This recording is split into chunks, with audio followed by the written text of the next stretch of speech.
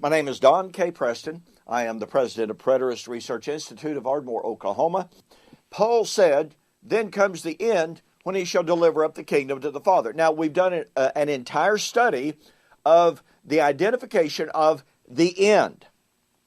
Please go back and watch that aspect of this thematic study, because it will show you that regardless of what else we may think, regardless of what else we may ponder, the end in 1 Corinthians 15 is not the end of time, and it's not the end of the Christian age. Once again, Paul said, then comes the end when he shall deliver up the kingdom to the Father. Well, we are told that Christ would surrender his rule and his reign. In numerous formal debates that I have had, my opponents, when they have been entrapped by the emphatic statements of the Bible, that Christ's kingdom, that his rule, his reign, his throne, his kingdom, has no end, Luke 1, 32 to 35, Ephesians 3, 20 and 21, on and on, all of a sudden they've shifted gears. You know, it's always fascinating when right there in the middle of a debate, your opponent changes their position, like David Hester did on Daniel chapter 12 in our first debate. He changed his position 4 times. Well, anyway, that aside. So, in these debates, when confronted with the explicit statements of the Bible that Christ's kingdom and his rule and his reign has no end, they have changed their gears, changed their argument, and said, well, what this means in 1 Corinthians chapter 15, then comes the end, is that's the end of his mediatorial reign. Not his kingly reign, but his priestly function, because after all, we'll be in the presence of God directly. We won't need any mediation. We don't need any intercession. I coined a term, a Latin term, years and years ago, and no, it's not a real Latin term. It's just Don Preston's, attempt at levity. But I coined this phrase, argumentum ad desperatum.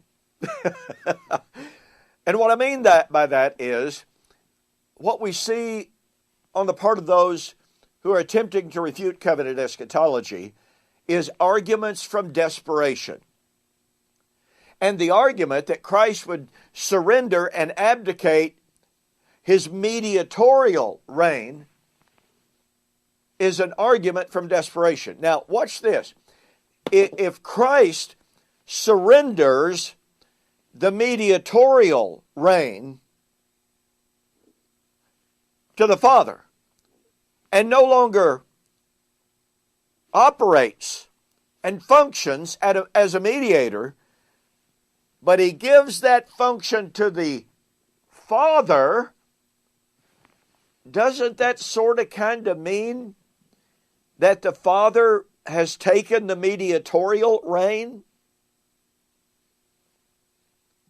Who's the Father going to mediate for?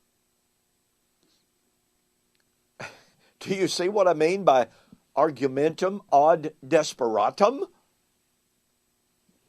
Folks, if Jesus gives it up and gives it to the Father, then what does the Father do with it? Does he throw it away? Well, it is argued, no, this is the kingdom, and Christ's rule over the kingdom is temporary, but the kingdom is eternal, unending, everlasting, without end. Okay, then if it's the mediatorial reign that he hands to the Father, then it is the mediatorial aspect of the kingdom that continues forever and ever and ever, but it's the Father who possesses it. So the question once again is, with whom is the Father mediating? A mediation is between two parties. It's between the party needing the mediation and the party that's able to satisfy the need. But if Christ delivers the kingdom to the Father, the mediatorial reign, that means that the Father is in the middle between those who need mediation and somebody else able to give what is needed. Folks, there is no one greater than the Father. So the idea that Christ would surrender his mediatorial reign and give it to the Father demands that the Father will exercise the mediatorial rule.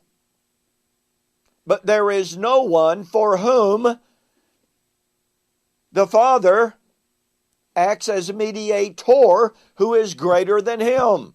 No one. This is a specious argument. Christ does not surrender anything. Get a copy of my book, We Shall Meet Him in the Air, the Wedding of the King of Kings, with an extensive discussion on whether or not Christ surrenders his throne.